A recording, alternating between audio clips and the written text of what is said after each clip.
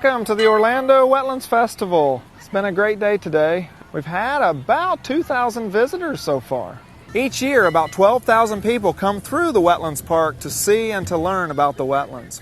And today, we're actually here to celebrate 22 years of successful operations of this wetlands. This festival is a great place for the public to come out and enjoy the Orlando Wetlands Park. Most people think it's just a place to bird watch and enjoy nature, but there's really a lot more to it than that, and we're here to tell you about it.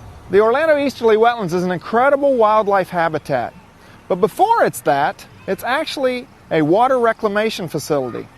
In the wetlands, we actually treat about 20 million gallons a day of reclaimed wastewater that flows from the Iron Bridge Regional Wastewater Treatment Plant on the east side of Orlando. The water comes in at varying rates, anywhere from 10 all the way up to 35 million gallons of reclaimed water per day. As that water flows through, it gets cleaner and cleaner and cleaner. It takes anywhere from 20 to 60 days for the water to move through the wetlands. But once it passes through, it makes its way out to the St. Johns River.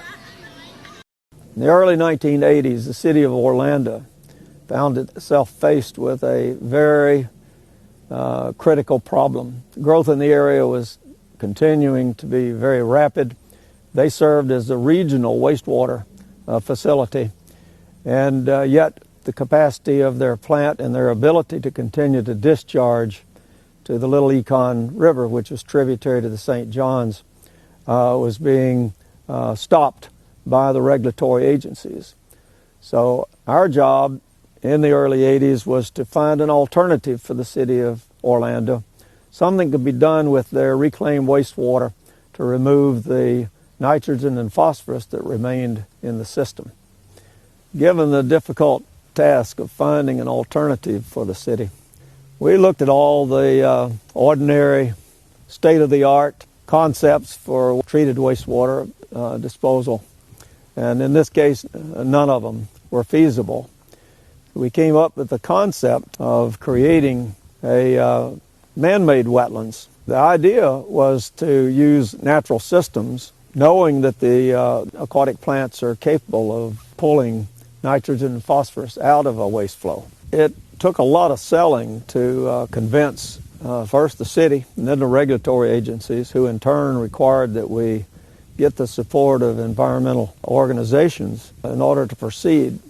We did that. It took us over a year to get the concept approved and accepted by all of these individuals. In July 1987, 13 million gallons per day entered the wetlands. Surprising not only to the regulatories, who now feel a lot of pride for being a part of this. It's just been a great experience, I think, for all of us.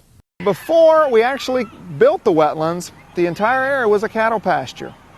To take this cattle pasture and turn it into a wetlands, we built over 18 miles of constructed berms, earthen berms, that created over 18 different impoundments. Within those impoundments, we planted over 2.2 million aquatic plants. Once those aquatic plants were installed, we flooded that pasture land with reclaimed wastewater. Immediately, the plants responded and began to grow. With the added nutrients in the wastewater, the plants grew and grew and grew, and they actually lowered the level of contaminants in the water. Now, what does that mean for the water quality? Well, it improves the water quality dramatically, but it also provides an incredible home for wildlife. We have over 220 species of birds that visit the wetlands on a regular basis. We have deer and bobcats and fox, otters, all kinds of aquatic animals that live throughout the wetlands. So this water reclamation project has been just a great thing for not only the water quality, but also for the wildlife. The Orlando Easterly Wetlands has provided an incredible amenity to the public. It not only is a park, but it's also an outdoor learning facility. Over 100 different educational tours are given throughout each and every year. It's about 22 years now of actual service of the wetlands. Continues to give outstanding results, continues to be a tribute to the creativity that can be brought to a project by a team consisting of your client, public that becomes well informed on what we're doing, and then the firm.